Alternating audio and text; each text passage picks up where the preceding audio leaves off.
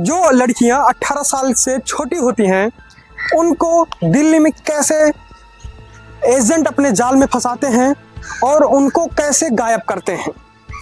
और ये केस दिल्ली में ही नहीं, भारत के बड़े बड़े शहरों में होता है। इनके जो टारगेट ऑडियंस होते हैं वो होती हैं लड़कियां जो कि 18 साल के नीचे। इन लड़कियों को फंसाते हैं और उनको फ्री में काम कराते हैं और एजेंट पूरा पैसा खाता है। तो आज इस स्टोरी को हम स्टार्ट करेंगे और बताएंगे ये कैसे होता है, कौन करता है, इनके पीछे क्या होता है। आज हम सब चीज डिटेल में जानेंगे। और दोस्त, आप हमारे साथ बने रहिए अंत तक, कहीं ऐसा ना हो कि आपकी बहन और बेटी के साथ ऐसा हो सके। इसलिए मैं पूरा डिटेल में आपको बताऊंगा। सतर्क रहना, सावधान रहना और फैमिली के साथ वीडियो को शेयर कर। दोस्तों, आज हम आपको एक सच्ची घटना बताएंगे कि किस तरह दिल्ली में लड़कियों को किडनैप किया जाता है, उनको फुसला के, उनको डी सिस्टम करके उनके माइंड को कन्वर्ट किया जाता है और उनको बताया जाता है कि आपको हम काम दिला देंगे, ये करा देंगे, वो करा देंगे, आपके पास बहुत सारा पैसा होगा। दोस्त, आपको मैं बता दूं ये लोग इस तरह कैसे लड़कियों को फंसाते हैं। आज हम आपको ये पूरा प्रोसेस बताएंगे। आप जानकर भी सोचेंगे कि यार कैसा सिस्टम है, ये दुनिया यही है। नहीं दोस्त, मैं आपको बताऊंगा कैसे ये लोग लड़कियों को फंसाते हैं। मैं बताना चाहूंगा स्टार्टिंग से।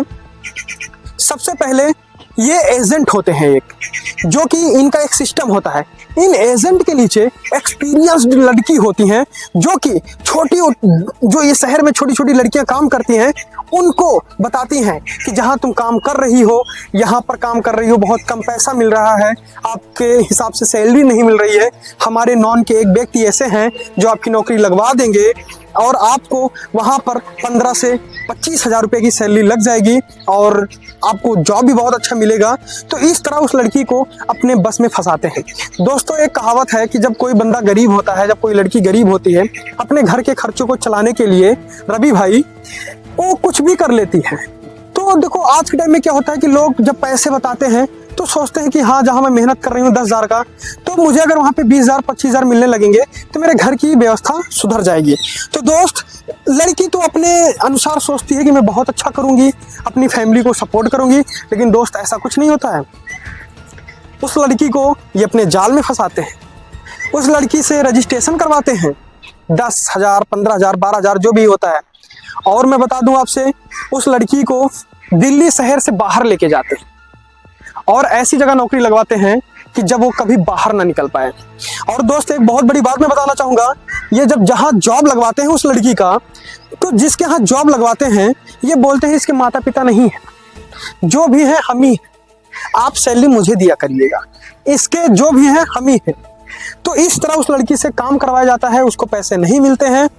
और जब लड़की किडनैप हो जाती है, जब इनकी फैमिली जो है अपनी बेटी या जो भी है रिश्ते रिलेटिव जो भी है, बहन बेटी जो भी लगती है उसकी, जो भी लगते हैं उनको जब ढूंढने के लिए पुलिस पे जाती है, जब वो पुलिस के पास जाते हैं, FIR दर्ज करवाते हैं, तो पुलिस भी इस पर ज़्यादा एक्शन नहीं लेती है।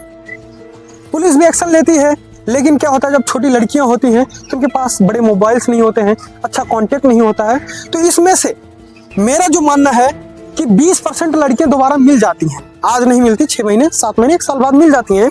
लेकिन दोस्त, जो मेरा एक मानना है, मैंने सोसाइटी को देखा है, लड़कियां नहीं मिलती हैं और उनको लाइफ टाइम उनसे गलत काम करवाया जाता है और उनका दुरुपयोग होता है और उनको बेबस कर दिया जाता है। वो अपने माता पिता से नहीं मिल पाते हैं।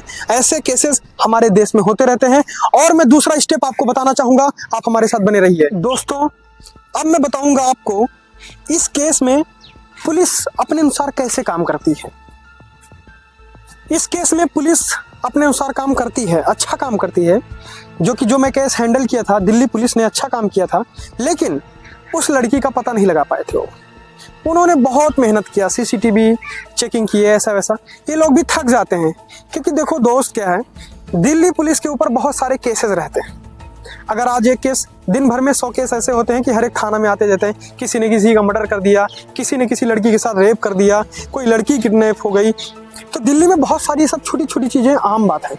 कोई किसी के साथ कहीं गायब हो गया तो पुलिस भी अपने अनुसार उस फाइल को दबा देती है। लेकिन दोस्त, मैं बता दूंगा, लेकिन जो मैं केस हैंडल किया था, उस केस को पहले तो ढीले ढाले से काम हुए, लेकिन जब हमारी पूरी टीम ने उस केस को देखा, संभाला, तो उस केस पे जब हुआ तो बाद में उसके बारे में पर्दाफाश होता है।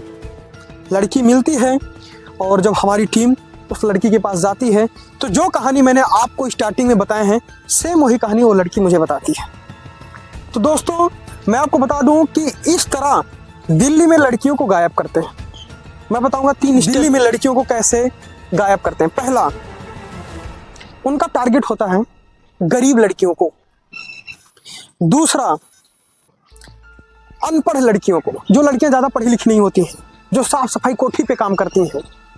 तीसरा, जिनकी फैमिली सक्षम नहीं होती, जो बाहर आउट ऑफ दिल्ली से।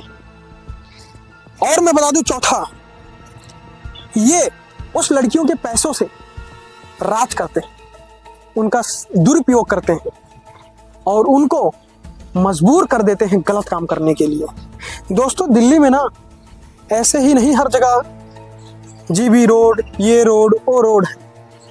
आपको लगता है कि यहाँ पे ये है ना, नहीं, यहाँ की सारी लड़कियाँ ना पहले मजबूर थी, लेकिन अब उसी काम में मजबूत हो गई हैं।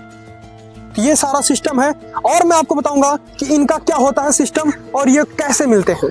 तो दोस्तों, इनका प्रोसीजर ये होता है कि ये जब मिल जाते हैं तो ये अपनी फैमिली को बताते हैं और इनकी कैच, जो इनके एजेंट होते हैं, इनकी इतनी अच्छी पकड़ होती है कि पुलिस इन पे कोई कार्रवाई भी नहीं करती है भाई। कुछ पे हो जाती हैं, कुछ पे नहीं होती हैं, लेकिन इनके काम बंद नहीं होते और इन पे जो ज़्यादा एक्शन लेते हैं उनके प्रति ये डराने और धमकाने का काम करते हैं।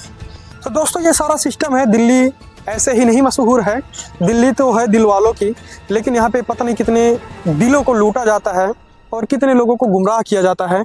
और मैं आपको बताना चाहूँगा, अपनी तरफ से 2 बातें ऐड करना चाहूँगा कि अगर आपके घर में कोई बहन बेटी बाहर जॉब करती है, किसी के अंडर जॉब करती है, तो आपका कर्तव्य है ख्याल रखना, चाहे आप उनके भाई हो या बहन। उनसे पूछो कि आप किस प्रोफाइल पे जॉब करती हो, उनके इंस्टाग्राम, सोशल मीडिया चेक करो।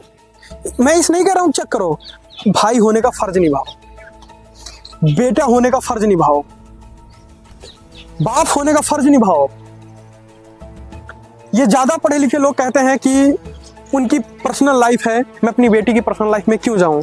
दोस्त, कहीं ऐसा ना हो कि पर्सनल लाइफ को सोचते सोचते कहीं आपके पर्सनल इज्जत पे सवाल उठ जाए।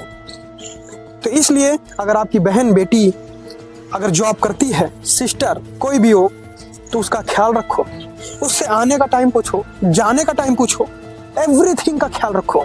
कहीं ऐसा ना हो कि वो भी ऐसे एजेंटों के शिकार हो जाए, वो भी अपने मर्यादा को भूल जाए।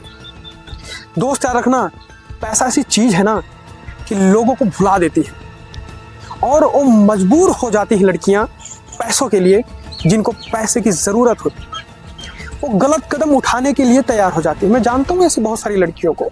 तो दोस्त, याद रखना कि पैसा सब कुछ करवा लेता है और यहाँ पर दिल्ली में लड़कियों को पकड़ते हैं, उनको बेचने का भी काम होता है।